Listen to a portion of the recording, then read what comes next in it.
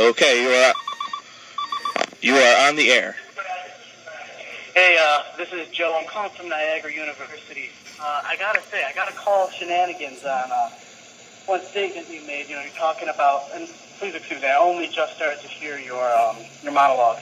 However, I heard you say that in America it is our national pastime, like baseball, to shoot people. And you referenced Vice President Cheney accidentally shooting Dan Quayle. That was a national tragedy. It was a mistake. It's a very sad thing to happen. And you're saying that was his pastime? How dare you criticize a hero, an American hero, such as Dick Cheney, by saying that he purposely shot Dan Quayle? How dare you?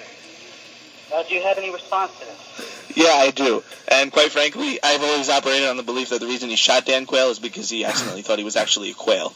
And let me tell you what is a national tragedy. That also is a stupid joke to me. And very offensive. Very offensive. Well, are you going to let me finish my point, or do you have more garbage dispute with my ears? Here, dial that number. Garbage dispute, I would say that the garbage Let me is what you were saying, but I will allow you to. Okay. So here's what actually is a national tragedy. Let me say this: the entire presidency and vice presidency of Bush and Cheney, that was a mistake. Hold on. Perfect. Okay. The entire administration, that was the mistake. Not him accidentally shooting somebody. You had a national tragedy. Sandy Hook was a national tragedy. 9/11 was a national tragedy. If you're going to try and tell me that the vice president of the United States being so stupid that he shot his friend in the head is the equivalent of 9/11. Shot him in the head, he'd be dead. Okay, actually, people have lived from head wounds by a gun. He wouldn't be the first. He didn't get shot in the head. Okay, well, I'm sorry. He was shot in a part of the body. Okay. If you're going to tell me that is the equivalent of 9/11 or a national tragedy, that's not a national tragedy. It's been the mock of every political joke since... It is a tragedy. It is a tragedy if the vice president accidentally shoots somebody. There are degrees of tragedy, yes, but it is a tragedy.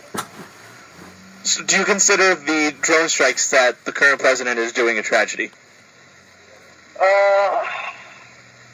It's an interesting point, but I don't know if I would consider it a tragedy. Having said this, I definitely am not a big proponent of the drone strikes. No, I'm not. Okay, well, I'll get to that in a minute, but I will say this. In my mind, yes, it was bad what happened with the vice president when he did that, and it was sad.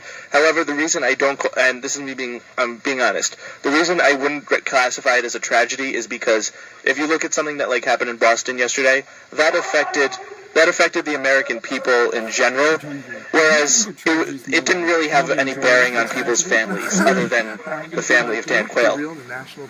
So for that reason, I don't think it's fair to classify that as a national tragedy. Okay, well, I guess that's a semantical argument there. Koreans threatened to kidnap Nicholas That Cage? thing that you take away from my That's statement tragedy. is the term national tragedy. I mean, it shows that you probably don't have the best basis upon which to formulate your argument. You call and ask him if you don't mind me asking, Someone asked him at the TV. What is your overall theme right now? Not yet. He goes on in the second half about sports. Trying to get at? What's your point?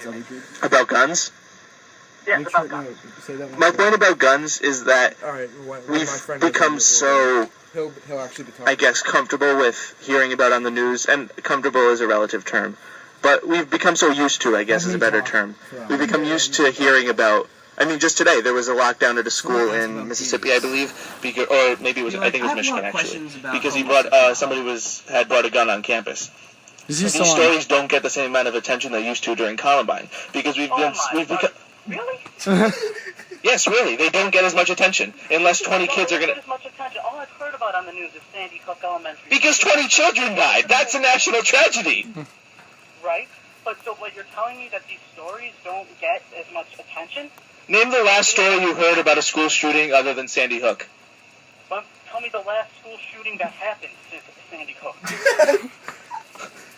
That's my point. You don't know about them. They've happened. If it happens, we would know about it. No, you wouldn't, because they're not 20 children dying. It's usually one child. And why does somebody have to die for us to hear about it? If somebody brings a gun on campus, like what happened today at that college in Michigan, we should hear about it, because it's still gun violence. Just because somebody doesn't die. He obviously did hear about it. Well, the definition of tragedy, people have to die, Oh, defined you by watch Fox William News. Shakespeare. Okay. No, start I talking see, about I see. Shakespeare. Be like, so do you believe Shakespeare's plays are tragedies? Only one person dies. If you heard about it, that means Well, no, you heard most of them, about it. Of course we're they hearing all about die. it. That's the Yeah, whole don't tell him point. that. He doesn't But know it's that. not get.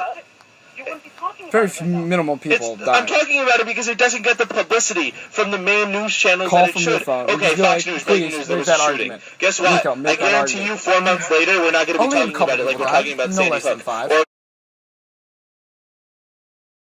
me finish this first, because this is serious and I don't want to be cut off to answer stupid jokes that were around when my grandmother was born.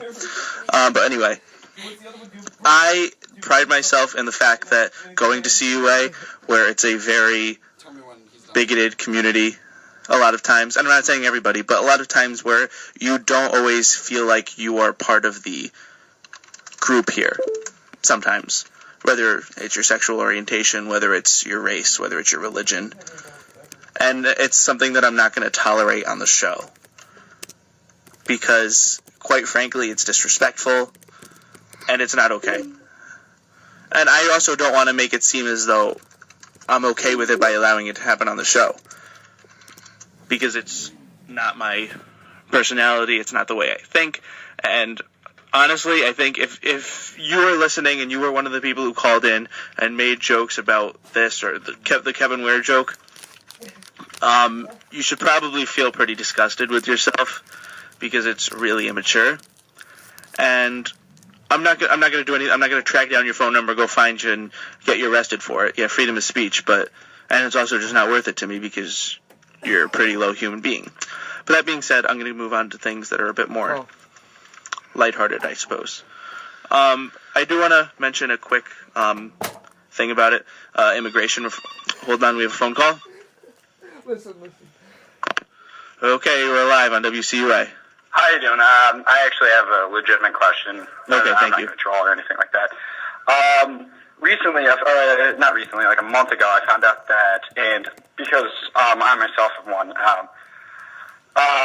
wrestling was removed from the Olympics as a competing sport, which kind of affected me because I've wrestled for 12 years of my life. It was like, I always watched it when the Olympics came around, and now that it's removed, I'm so mind-boggled to figure out why. And one thing came to mind, because this is always the joke, it's like almost a homophobic thing, because it's always turned to that. But I want your opinion on the matter. I don't know why they would remove one of the sports that started in the first Olympics. I do agree with you. I certainly don't think it's was it out of homophobia that they got rid of it? I certainly hope not, because that would really degrade the Olympics in a lot of ways. But I will say that It's homophobic there. I touched my balls. okay, so I'm not going to be answering the phone again, so you can call, but it'll ring. Okay. I want to talk about immigration for a little bit, not too much. But it seems like, thank God, for the first time, I mean, I've been I was part of some of the original, fights for immigration, and that's the phone again, but I'm not going to get it. I've been part of the first fights for immigration, and it's great to see now that we're finally going to get something done about it. At least I think so. They totally spazzed out. I think the Republican Party as a whole now sees the writing on the wall that they don't really have a choice, that they have to adapt to the times. And hopefully this is just a sign of things to come on other issues, whether it's gay marriage or the right for women to choose about their own body, or, I mean, every other issue really that's out there. So, hold on. Yes? Okay, I do want to switch over, because I have I've kind of exhausted what I need to talk about for politics. Want to give this call another shot? Let's just see. Okay, we're going to give one more call a shot. This is not a serious call. I'm sorry, this is the last Okay, shot. you're live. I'm in Jesus right now. I don't know. I just wanted to call and say hi. Okay, that's fair. Do you have anything you wanted to say? Why'd they cut me off? I was just Hi, I was just wondering if you're single. I really don't understand what that has to do with the show.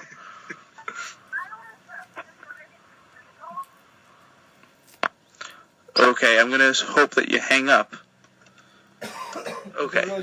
Again, as I said, there's just no way for me to control the people who call. And it's unfortunate because I enjoy to have intellectual conversations. I don't enjoy to have unintellectual conversations, which is why I wouldn't do really well in a debate, because Republicans are short when it comes to intellectual debates. But I do want to move over again to sports for at least a little bit. And I wanted to talk about the surging, and I think surging is the best word to use, Atlanta Braves, because they've started the season 11-1, and they're actually winning right now in the top of the ninth against Kansas. Yeah? Hello? Yeah. Yeah, hello. Why in Carnation's name do you have a radio show? You two are the worst DJs. Okay. Once again, I'm not going to answer the phone again. It's that simple. Because, you know what? I don't think you guys have earned the phone. We'll try it again next week. And besides, the show is almost over anyway. I only have really one more story I want to talk about. And with that being said, what I would, because we haven't really given it a lot of attention today, and that would be the NFL draft. Well, we haven't given it any attention, actually. So there's been a lot of hype as to, you know, who's the first pick is going to be, where Monte Teo ends up. And I'm sure Victor has his own thoughts on his mock draft. He's probably done it 10 times. But from the one thing I'm really hoping for as a Ravens fan is that Monte Teo ends up with the Baltimore Ravens, because I think that'll give them the boost they need to replace all of these players that they've lost. And so I'll turn it over to Vic and see what he has to say about that. You know, the first overall. All right, we got to call it. I'm not going to answer that one. All right, keep going. All right. They're gonna keep calling. Done. All right. So are we on the NFL draft? I mean, basically, you know, with the first overall pick, the Kansas City Chiefs have it, and this draft is odd because it's one of the first drafts in a long time that there's really no clear-cut franchise quarterback, so to say, in this. I mean, last year, you know, you had probably two of the best quarterback. Just keep going. I mean, if they keep calling, I say we should answer it. But, you know, last year you had probably two of the best quarterback prospects ever, really, that's ever entered a draft in RG3 and Andrew Luck. And this year, I mean, the best is Geno Smith. And, you know, Geno Smith from out of West Virginia, you know, I mean, I guess he's had mixed reviews, so to say. All right, we're going to answer this call, and if it makes me angry, I'm just going to end the show for the night.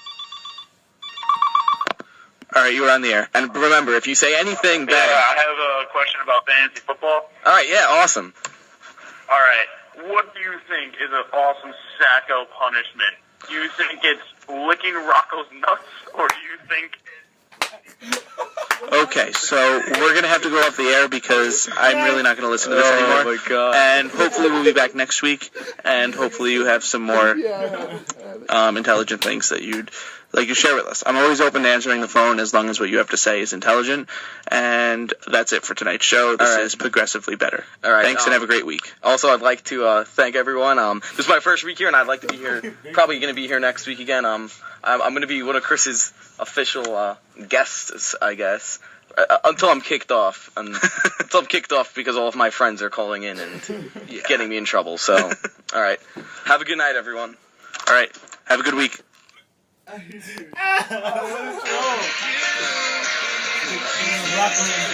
wrong?